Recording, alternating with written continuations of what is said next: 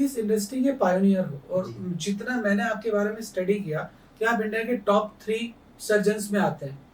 तो आपकी जो जर्नी है वो कितनी मुश्किल रही? क्योंकि जब आप इस इंडस्ट्री में आए थे तो हेयर ट्रांसप्लांट जैसी चीज़ बहुत फेमस नहीं थी और लोग जो बड़े-बड़े सेलिब्रिटीज़ हैं जैसे कि सलमान खान या दूसरे जो लोग थे बाहर जा के ट्रांसप्लांट करवाया करते थे। ऑब्वियसली। तो जो स्ट्रगल आपने थोड़ा-सा उसके बारे में बताएँगे कि किस तरह से क्या जर्नी रही? देखिए 2010 में मैंने ट्रांसप्लांट स्टार्ट किया था। 2010 में राजस्थान में आई वाज़ द फर्स्ट जिसने ट्रांसप्लांट स्टार्ट किया। तो बहुत सारे तो डॉक्टर्स ही बिलीव नहीं करते थे कि ट्रांसप्लांट से बाल उग जाएंगे और ये ग्रो करेंगे। तो पहले तो ऐसे रिजल्ट्स मुझे प्रोड्यूस करने पड़े जिससे अपनी फैटर्निटी में डॉक्टर्स को विश्वास हो कि हाँ बाल उग सकते हैं।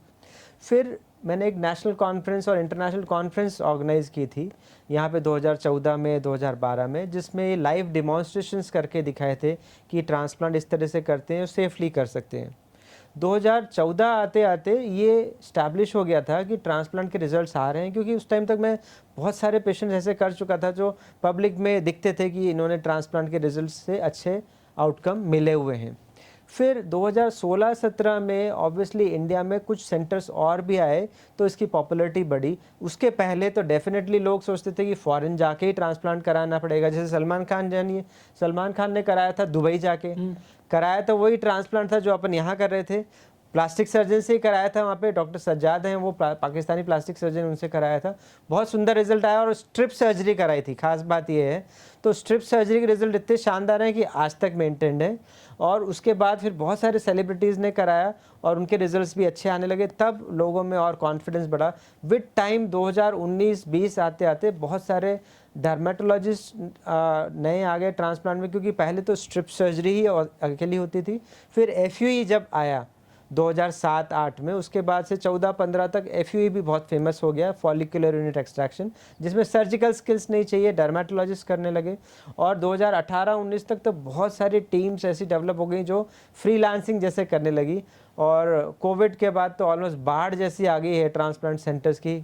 गली गली में हेयर ट्रांसप्लांट सेंटर खुल गए जहाँ पे एफयूई के द्वारा बहुत सारे बाल लगाए भी जाते हैं और सस्ते में भी होने लगा। इसलिए आजकल ऐसा लगने लगा कि ट्रांसप्लांट बहुत ही सेफ़ और सिंपल सर्जरी है, जबकि ऐसा नहीं है। इसको प्रिकॉशन के साथ ही हमेशा सोच समझ के कराना चाहिए। आपने भी स्ट्रिप सर्जरी एफयूटी। एफयूटी, तो ये एफयूटी और एफयूई दोनों में बेसिक अंतर क्या है? एफयूई को अपन ऐसे समझे, फॉलिकुलर यूनिट एक्सट्रैक्शन, मतलब एक एक बाल को ड्रिल से, माइक्रो ड्रिल से ड्रिल करके निकालते हैं। जैसे बोरवेल होता है, बोरवेल का अपन माइक्रो ड्रिल समझ लें, हेयर के साइज का।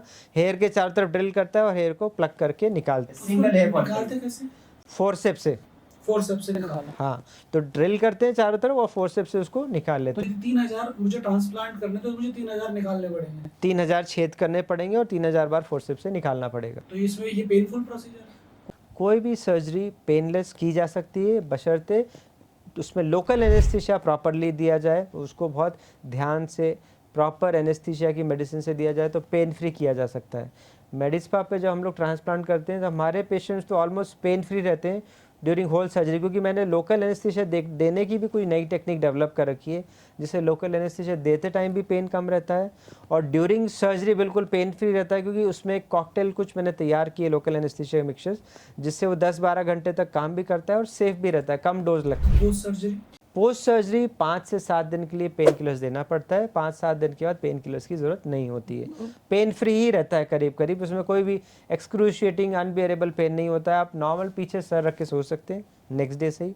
आप नॉर्मल वॉश कर सकते हैं, अपना चलना फिरना खाना पीना सब कुछ नेक्स्ट डे नॉर्मल जैसा कर सकते हैं। इरिटेशन वगैरह होती है? थोड़ा स्वेलिंग जैसा रहता है, तो थोड़ा हैवीनेस रहती है, खुजली भारीपन रहती है, इचिंग मामूली सी होती है बट बहुत सिग्निफिकेंट नहीं होती। हीलिंग का एक पार्ट है स्वेलिंग और इचिंग। तो ये जो दोनों टेक्निक्स आपने बताई, एफयूई और एफयूटी जो टेक्निक है उसमें अपन एक स्ट्रिप निकालते हैं स्किन की, स्ट्रिप कहाँ से निकालेंगे? पीछे बैक ऑफ द स्कैल्प से छोटी सी पतली सी निकालते हैं कि अच्छे से क्लोज हो जाए। उसको एक क्लोज करने का भी एक स्पेशल तरीका है जिससे वो निशान नहीं दिखता है। क्या तरीका है? ट्राइकोफाइटिक क्लोजर। वो कैसे काम करता है? जब हम स्ट्रिप में सूचर्स लगाते हैं, क्योंकि मैं तो कॉस्मेटिक सर्जन हूँ, तो उसको इस तरह से स्टिच करते हैं, कुछ रूट उसमें अलग से ही छोड़ देते हैं स्टिच करते टाइम। तो फ्यूचर में जब वो स्कार हील हो जाता है तो वो हेयर उस लाइन में से बाहर आ जाते हैं। तो जैसे अपन जानते हैं पीछे कोई भी निशान तभी दिखेगा जब उसमें बाल ना हो, लेकिन उस लाइन से भी अगर बाल आ जाए तो वो लाइन भी धुंधली हो जाती है, और जब तक अपन पूरा शेव नहीं करें तब तक ध्यान से देख नहीं पाते हैं। इसीलिए FUT में सबसे ज़्यादा फ़ायदा क्या हुआ, छोटे से एरिया को यूज़ किया अपन ने, छोटे एरिया से ज़्यादा बाल निकले, और माइक्रोस्कोप में डिवाइड करके डैमेज रेट भी कम कर लेते हैं। तो डोनर को कम यूज़ करके ज़्यादा बाल अगर चाहिए, जैसे किसी का ज़्यादा बॉल्डनेस है और डोनर कम बचा हुआ है, उसमें FUT आज भी गोल्ड स्टैंडर्ड टेक्निक मानी जाती है।